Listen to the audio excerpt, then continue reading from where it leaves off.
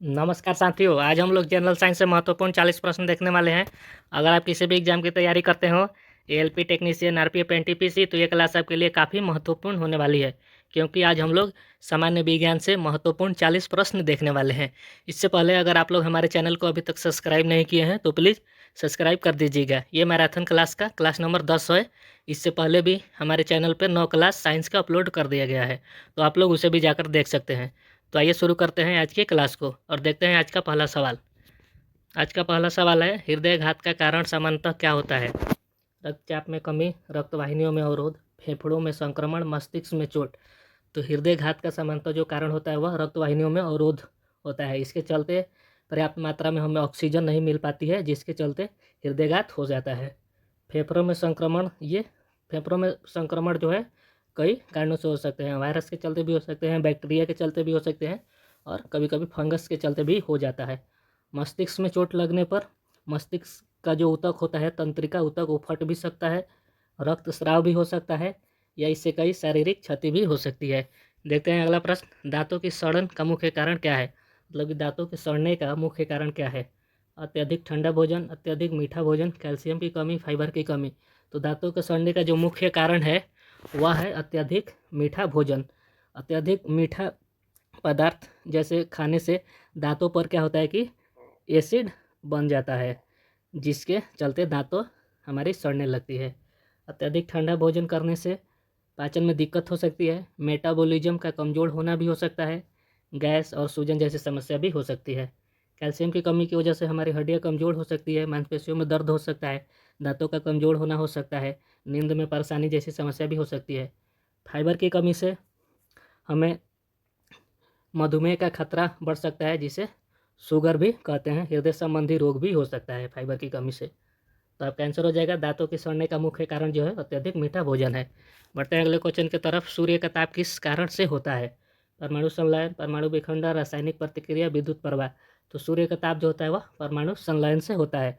परमाणु संलयन में क्या होता है कि सूर्य में हाइड्रोजन जो है परमाणु का संलयन होता है, जिससे बहुत ज़्यादा ऊर्जा का उत्पादन होता है। परमाणु विखंडन का एक उदाहरण है परमाणु बम। रासायनिक प्रतिक्रिया में क्या होता है, दो या दो से अधिक यौगिक मिलकर या टूटकर किसी नए पदार्थ का निर्माण कर देते हैं। विद्युत प्रवाह, जिसे विद्युत धारा कहते हैं, तो विद्युत धारा का ऐसा ही मात्रक जो होता है वो एम्पियर होता है। देखते हैं अगला प्रश्न, हमारे दांतों में कौन सा बैक्टीरिया विटामिन के का उत्पादन करता है? E coli, salmonella, staphylococcus shigella. हमारे दांतों में जो है वह ई कोलाई बैक्टीरिया जो है विटामिन के का उत्पादन करता है। सैल्मोनेला बैक्टीरिया जो है, यह बैक्टीरिया से होने वाला संक्रमण है, जो अक्सर बुखार और पेट दर्द का कारण बनता है। सीगेला बैक्टीरिया की एक प्रजाति है। सीगेला जो है एक बैक्टीरिया की प्रजाति है। इस जीनस का नाम कियोसिसिया के नाम पर रखा गया है। कियोसिसिया जो एक वैज्ञानिक थे, उन्होंने ही इसका खोज किया था 1897 ईस्वी में। बढ़ते हैं अगले क्वेश्चन की तरफ। ग्रहों की गति का नियम किसने दिया? ग्रहों की गति का नियम किसने दिया? Newton, Kepler, Galileo, Einstein. तो ग्रहों की गति का नियम केपलर साहब ने दिया था, जो हमारे सौर मंडल के अध्ययन में सहायक होता है। गैलीलियो के बारे में देख लेते हैं। तो गैलीलियो ने दूरबीन का निर्माण किया था। गैलीलियो ने ही पेंडुलम घड़ी का सबसे पहला डिजाइन तैयार किया था। आइंस्टाइन साहब के बारे में देख लेते हैं। तो इन्होंने सापेक्षता का सिद्धांत इन्होंने ही दिया था, जिसका समीकरण E = mc² का फॉर्मूला जो है इन्हीं साहब ने दिया था। ई का मतलब होता है एनर्जी, ऊर्जा, एम का मतलब होता है मास, द्रव्यमान, और सी का मतलब होता है प्रकाश की गति। बढ़ते हैं अगले क्वेश्चन की तरफ। ग्लूकोज का भंडारण पौधों में किस रूप में होता है? ग्लूकोज का जो भंडारण है पौधे में किस रूप में होता है? Cellulose, glycogen, starch, protein. तो ग्लूकोज का जो भंडारण होता है पौधों में वह स्टार्च के रूप में होता है। पौधे ग्लूकोज का भंडारण स्टार्च के रूप में ही करते हैं। बाकी अब सेलुलोज के बारे में जान लेते हैं। तो सेलुलोज एक कार्बनिक यौगिक है, जो पौधों की कोशिका भित्ति का मुख्य घटक होता है। ग्लाइकोजन ग्लूकोज का ही एक संग्रहित रूप है। यह कई ग्लूकोज अणुओं से मिलकर बना होता है। शरीर में ग्लाइकोजन का भंडारण जो है वो मुख्य रूप से मांसपेशियों और यकृत में होता है। बढ़ते हैं अगले क्वेश्चन की तरफ। सूर्य के प्रकाश में किस प्रकार का विकिरण सबसे अधिक होता है?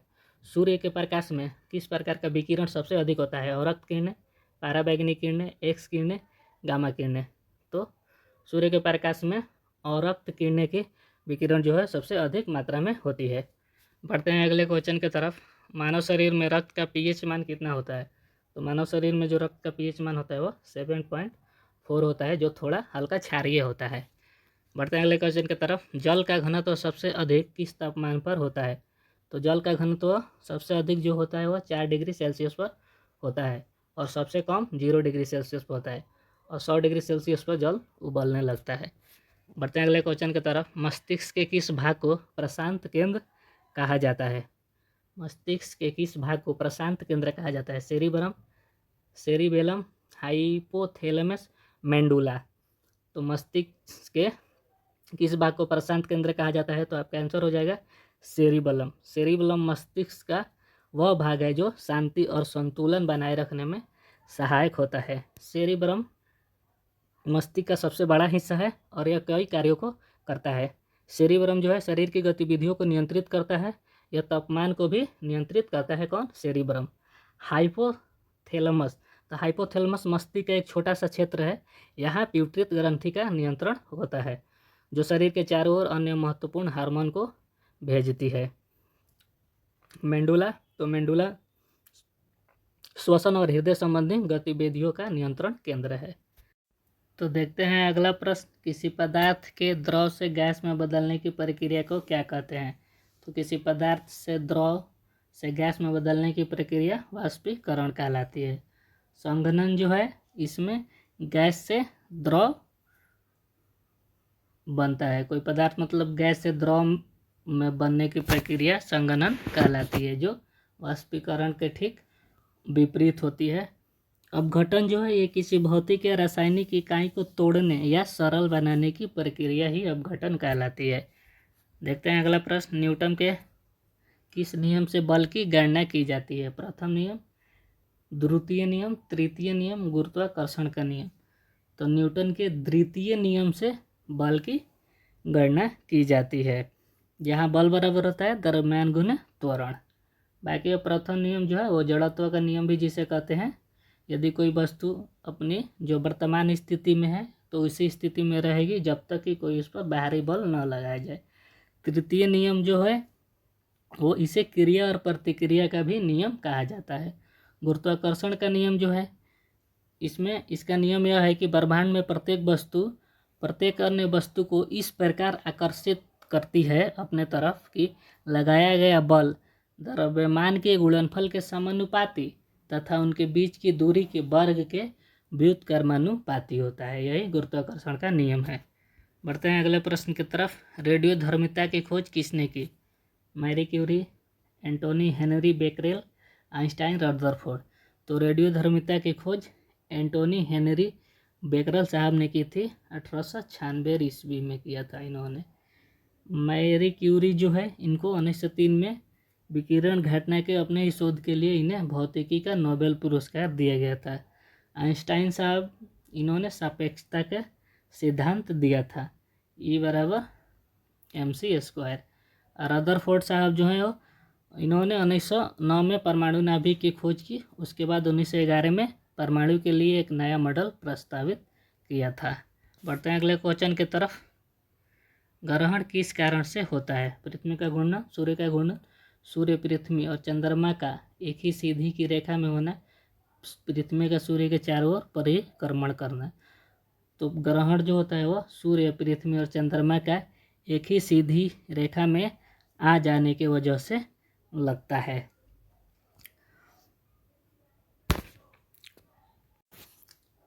बाकी पृथ्वी के घूर्णन के बारे में थोड़ा जान लेते हैं। तो पृथ्वी अपनी धुरी पर पश्चिम से पूर्व की ओर घूमती है। पृथ्वी को एक चक्कर पूरा करने में लगभग 23 घंटे 56 मिनट और 40 सेकेंड समय लगता है। पृथ्वी के घूमने की वजह से ही दिन और रात होता है। बाकी आप थोड़ा पृथ्वी का सूर्य के चारों ओर परिक्रमण के बारे में देख लेते हैं। तो पृथ्वी को सूर्य के एक चक्कर लगाने में 365 दिन 5 घंटे 48 मिनट और 46 सेकेंड का समय लगता है, जिसे एक सौर वर्ष कहा जाता है। देखते हैं अगले प्रश्न की तरफ। निम्नलिखित में कौन सी गैस जलने में सहायक होती है? Nitrogen, oxygen, carbon dioxide, hydrogen. तो जलने में सहायक जो गैस होती है वह ऑक्सीजन ही होती है, जो दहन प्रक्रिया के लिए काफ़ी आवश्यक होती है। नाइट्रोजन जो हमारे वायुमंडल में सबसे अधिक मात्रा में पाया जाने वाला गैस है, और हाइड्रोजन जो है ये सबसे हल्का गैस है। बढ़ते हैं अगले क्वेश्चन की तरफ। धातु की सड़न को रोकने के लिए निम्नलिखित में से कौन सा खनिज आवश्यक है? धातु की सड़न मतलब धातु जो सड़ने लगता है उसको रोकने के लिए निम्न में से कौन सा खनिज आवश्यक है? Calcium, iron, fluoride, potassium. तो धातुओं की सड़ने से बचाने के लिए जो हम लोगों को खनिज आवश्यक होता है वह फ्लोराइड होता है। यह धातुओं के सड़ने से मतलब रोकने में मदद करता है। बाकी अब कैल्शियम जो है वह दांतों के लिए भी ज़रूरी है और ये हड्डियों को भी मजबूत करता है। शरीर में आयरन की भी बहुत ज़रूरी होती है। बढ़ते हैं अगले क्वेश्चन की तरफ। हड्डियों को जोड़ने वाला ऊतक क्या कहलाता है? हड्डियों को जोड़ने वाला ऊतक क्या कहलाता है? तंत्रिका ऊतक, संयोजी ऊतक, मांसपेशी ऊतक, उपकला ऊतक। तंत्रिका ऊतक ये तो मस्तिष्क में होता है। संयोजी ऊतक यही जो है ये हड्डियों को जोड़ने का काम करता है।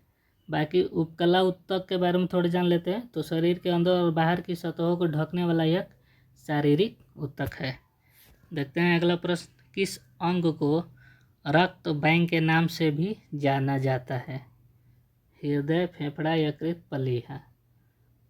किस अंग को रक्त बैंक के नाम से जाना जाता है? तो आपका आंसर हो जाएगा प्लीहा। प्लीहा को रक्त बैंक कहा जाता है क्योंकि यह रक्त कणिकाओं का भंडारण करता है। पानी में जीवों द्वारा सांस लेने के लिए उपलब्ध ऑक्सीजन का मुख्य स्रोत क्या है? हवा में मौजूद ऑक्सीजन? ये तो होगा नहीं। पानी में सांस लेने के लिए तो हवा में मौजूद ऑक्सीजन से क्या लेना देना है? पानी में घुली हुई ऑक्सीजन, पौधे द्वारा उत्पादित ऑक्सीजन, सूरज की रोशनी। पानी में जीवों द्वारा सांस लेने के लिए जो आवश्यक होती है वह पानी में घुली हुई ऑक्सीजन की मदद से ही सांस ले पाते हैं। देखते हैं अगला प्रश्न। भोजन नलिका को अंग्रेजी में कहते हैं। भोजन नलिका को अंग्रेजी में पूछ रहा है कि क्या कहते हैं? तो इसे ईसोफेगस कहते हैं, जो क्या होता है कि भोजन को पेट तक पहुंचाता है। ट्रेकिया, ट्रेकिया जो है इसे श्वसन नली कहा जाता है। ब्रांकियल ट्यूब जो है यह श्वसन नली से जुड़ी ही बड़ी नलिकाएं हैं जो हवा को फेफड़े तक पहुंचाती है। पढ़ते हैं अगले क्वेश्चन की तरफ। कौन सा तत्व मानव शरीर में ऑक्सीजन के बाद सबसे अधिक पाया जाता है? कौन सा तत्व है जो मानव शरीर में ऑक्सीजन के बाद सबसे अधिक पाया जाता है? तो वह ऑक्सीजन है, वह पदार्थ है कार्बन। कार्बन जो है मानव शरीर में ऑक्सीजन के बाद सबसे अधिक मात्रा में पाया जाता है। तंत्रिका तंत्र का मुख्य कार्य क्या है? तंत्रिका तंत्र का मुख्य कार्य क्या है? ऊर्जा का उत्पादन नहीं। हार्मोन का स्राव, संवेगों का नियंत्रण और प्रतिक्रिया देना, यही हो जाएगा। यही तंत्रिका तंत्र का मुख्य कार्य है। तंत्रिका तंत्र का मुख्य कार्य जो है शरीर में संवेगों को नियंत्रित करना और प्रतिक्रिया देना है। बढ़ते हैं अगले क्वेश्चन की तरफ। शरीर में पाचन के दौरान कार्बोहाइड्रेट किस में बदल जाता है? शरीर में जब मतलब पाचन होती है तो कार्बोहाइड्रेट जो है वो किस में बदल जाता है? Glucose, fatty acid, protein, vitamin. तो पाचन के दौरान जो कार्बोहाइड्रेट है वह ग्लूकोज में बदल जाता है। और अगले क्वेश्चन की तरफ। रक्त में ऑक्सीजन की कमी होने पर कौन सा अंग सबसे पहले प्रभावित होता है? रक्त में ऑक्सीजन की कमी होने पर कौन सा अंग सबसे पहले प्रभावित होता है? हृदय, मस्तिष्क, यकृत, फेफड़ा। तो आपका आंसर हो जाएगा मस्तिष्क। रक्त में ऑक्सीजन की कमी होने पर सबसे पहले जो मस्तिष्क से प्रभावित होता है। पढ़ते हैं अगले क्वेश्चन की तरफ। मानव शरीर में कुल कितने गुणसूत्र होते हैं? तो मानव शरीर में कुल 46 गुणसूत्र होते हैं, 23 जोड़े। देखते हैं अगला प्रश्न। लाल रक्त कणिकाओं जिसे RBCB कहा जाता है का जीवन काल कितना होता है? तो इसका जीवन काल 120 दिन होता है। बढ़ते हैं अगले क्वेश्चन की तरफ। कौन सा अंग रक्त से विषैले पदार्थों को छानने का कार्य करता है? कौन सा अंग जो है रक्त से विषैले पदार्थों को अलग करने का कार्य करता है? तो गुर्दा, जिसे किडनी भी कहा जाता है। ये हमारे शरीर से विषैले पदार्थों को यूरिन के माध्यम से शरीर से बाहर निकाल देता है। फेफड़ा जो मनुष्य का श्वसन के लिए एक प्रमुख अंग है, और यकृत जिसे लीवर भी कहते हैं, यह पाचन में सहायक होता है। पृथ्वी पर सबसे प्रचुर मात्रा में पाई जाने वाली धातु कौन सी है? तो पृथ्वी पर सबसे प्रचुर मात्रा में पाई जाने वाली धातु जो है वह एल्यूमिनियम है। बढ़ते हैं अगले क्वेश्चन की तरफ। Biological nitrogen fiction, biological nitrogen fiction का प्रमुख स्रोत है। बायोलॉजिकल नाइट्रोजन फिक्सन का प्रमुख स्रोत कौन है? तो आपका आंसर हो जाएगा जीवाणु। बायोलॉजिकल नाइट्रोजन फिक्सन का ये प्रमुख स्रोत है, जैसे राइबोजियम जैसे जीवाणु होते हैं। बढ़ते हैं अगले क्वेश्चन की तरफ। मलेरिया का परजीवी कौन होता है? तो मलेरिया का परजीवी प्लास्मोडियम होता है। मलेरिया रोग का कारण ही प्लास्मोडियम परजीवी है, जो मच्छरों के माध्यम से फैलता है। पृथ्वी की सतह का तापमान अधिकतर किस गैस के कारण नियंत्रित होता है? पृथ्वी की सतह का तापमान जो अधिकतर किस गैस के कारण नियंत्रित होता है? तो वह गैस है कार्बन डाइऑक्साइड। कार्बन डाइऑक्साइड जो है ग्रीन हाउस प्रभाव को बढ़ाती है, जिससे पृथ्वी का तापमान नियंत्रित होता है। मनुष्य का डीएनए किस कोशिकांग में पाया जाता है? मनुष्य का डीएनए माइटोकॉन्ड्रिया, नाभिक, राइबोसोम, लाइसोसोम। तो मनुष्य का डीएनए जो है वह नाभिक में पाया जाता है, और यह आनुवांशिकी जानकारी को इकट्ठा करता है। माइटोकॉन्ड्रिया जिसे कोशिका का शक्ति केंद्र कहा जाता है। लाइसोसोम जिसे आत्महत्या की थैली भी कहा जाता है। टाइफाइड किस जीवाणु से होता है? टाइफाइड किस जीवाणु से होता है? तो टाइफाइड जो है साल्मोनेला टाइफी नामक एक जीवाणु जो है बैक्टीरिया संक्रमण के कारण होता है।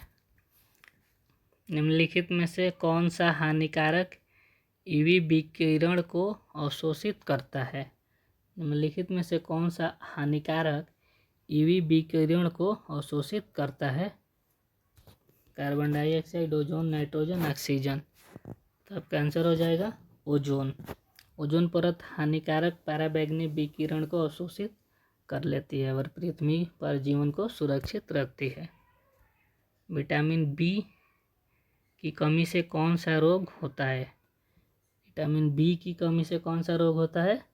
तो बेरी ये जो है विटामिन B1 की कमी से होता है। स्कर्वी रोग जो विटामिन सी की कमी से होता है, जिसमें मसूड़ों से खून भी आने लगता है। रिकेटस विटामिन डी की कमी से होता है। बढ़ते हैं अगले क्वेश्चन की तरफ। रक्त का कौन सा घटक रोगाणुओं से लड़ने में सहायक होता है? रक्त का कौन सा घटक रोगाणुओं से लड़ने में सहायक होता है? लाल रक्त कणिका, श्वेत रक्त कणिका, प्लेटलेट्स, प्लाज्मा। आपका आंसर हो जाएगा श्वेत रक्त कणिका, वाइट ब्लड सेल्स, जिसे WBC भी कहते हैं। यही जो है हमारे शरीर में, यह हमारे शरीर की जो प्रतिरक्षा प्रणाली का हिस्सा होती है, और यह रोगाणुओं से लड़ने का कार्य करती है। प्लेटलेट्स जो एक स्वस्थ मनुष्य में 1.5 से 3 लाख के बीच में होना चाहिए, और प्लाज्मा जो है हमारे ब्लड का 55% होता है। निम्नलिखित में से कौन सी गैस श्वसन में सहायक होती है? आप सभी को पता ही है कि ऑक्सीजन गैस ही श्वसन में सहायक होती है, और यह शरीर को ऊर्जा प्रदान भी करती है। खून में शर्करा का स्तर नियंत्रित करने वाला हार्मोन कौन सा है? खून में जो शर्करा का स्तर को नियंत्रित करने वाला हार्मोन कौन सा है? तो हार्मोन है इंसुलिन। यही जो है खून में शर्करा के स्तर को नियंत्रित करता है। किस प्रकार का रक्त वाहिका रक्त को हृदय से दूर ले जाती है। किस प्रकार की रक्त वाहिका जो पूछ रहा है कि रक्त हृदय से दूर ले जाती है, तो धमनियाँ। धमनियाँ जो है हृदय से रक्त को शरीर के विभिन्न भागों में पहुंचाने का काम करती है। शरीर का कौन सा हिस्सा सबसे तेज बढ़ता है? सभी को पता है आप लोगों को कि नाखून जो है मानव शरीर का सबसे तेज़ी से बढ़ने वाला हिस्सा है। तो आज का क्लास को यहीं समाप्त करते हैं। अगर आप हमारे चैनल को अभी तक सब्सक्राइब नहीं किए हैं तो प्लीज़ सब्सक्राइब कर लीजिएगा। तब तक के लिए नमस्कार, धन्यवाद, जय हिंद।